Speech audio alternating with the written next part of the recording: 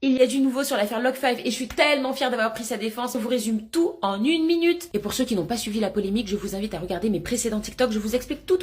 Dans ce premier message, n'hésitez pas à faire une capture écran. Il explique ici que s'il prend la parole, c'est parce que sa famille reçoit des menaces d'être zigouillé, des menaces d'agression physique. Bref, c'est inadmissible. Tu peux pas attaquer quelqu'un au nom de la paix en étant violent avec. Enfin, c'est illogique. Et il a tout à fait raison. Ensuite, il a diffusé les messages de toutes les menaces qu'il recevait. Je vous le diffuse pas parce que c'est hot. Et là, il reproche à tous les médias de s'être emparés de l'affaire, d'avoir affirmé qu'il était raciste, etc. sans vérifier, sans rechercher les tweets de Rihanna, les tweets qu'il vous a postés. Non mais faites capture et regardez, il a absolument raison. Arrêtez d'accuser les gens sans preuve et j'arrêtais pas de vous le dire, j'étais l'une des seules à le faire. Mais faites capture écran, regardez la preuve de tous les tweets. Il date du 17 décembre, ça date de... Tu vois, genre, ils ont rien inventé. Dans ce dernier texte, n'hésitez pas à faire capture écran.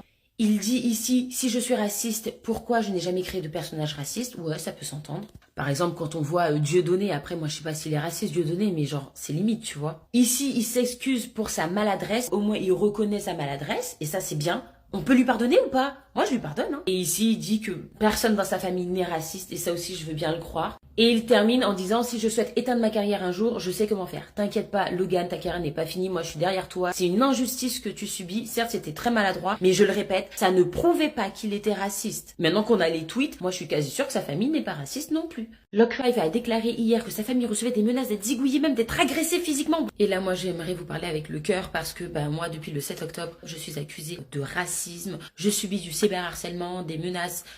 Et en fait, c'est très dur à vivre parce qu'il y en a plein qui me disent « Mais Jess, comment tu fais pour supporter cette vague de haine que tu as dans les commentaires, etc. » Je leur dis « Mais moi, les insultes, je m'en fous. Moi, ce qui me dérange, c'est vraiment les menaces. Parce que tu sais pas, il suffit d'une personne qui passe à l'action et tu te fais zigouiller. Moi, je sais que les premiers jours, ce qui a été très dur, c'est d'être accusée de raciste alors que je ne le suis pas. Je pense qu'il y a rien de pire pour une personne non raciste d'être accusée de raciste parce que elle ne l'est pas. Donc, ça fait mal. Moi-même, j'ai énormément pleuré parce que je me suis dit « Mais... » avec tout l'amour que je porte à ces peuples qui m'accusaient. C'est hyper injuste et je pense que lui aussi subit une injustice, le pauvre. Pour surmonter tout ça, il faut relativiser, se dire qu'il y a de fortes chances que ce soit des ados prépubères, des gens qui passeront jamais à l'action. Il faut aussi porter plainte en passant par la plateforme Pharos. Je vous l'ai écrit ici. Malheureusement, il y a très peu de chances que la gendarmerie fasse quoi que ce soit tant qu'il n'y a pas de choses réelles qui se soient passées dans la vraie vie. Donc on est un petit peu seul et démuni. Alors le troisième conseil que je vais donner, c'est ce que j'ai fait, c'est-à-dire prendre des cours de combat, de self-défense et ne pas sortir sans de quoi se défendre. Je n'en dirai pas plus, mais je vous attends, ceux qui veulent m'agresser. Je suis prête. Au fait, j'ai oublié le bien-être psychologique, mais être bien entouré par des proches qui vous soutiennent tous les jours. Moi, j'avais aussi des amis sur TikTok, des amis que je m'étais faites sur TikTok. Tous les jours, prenez de mes nouvelles. Seb, petite dédicace, merci à toi pour ces longues heures qu'on a passées au téléphone ensemble, où il m'a énormément remonté le moral, mais ma famille aussi, mon conjoint également. Le bien-être psychologique.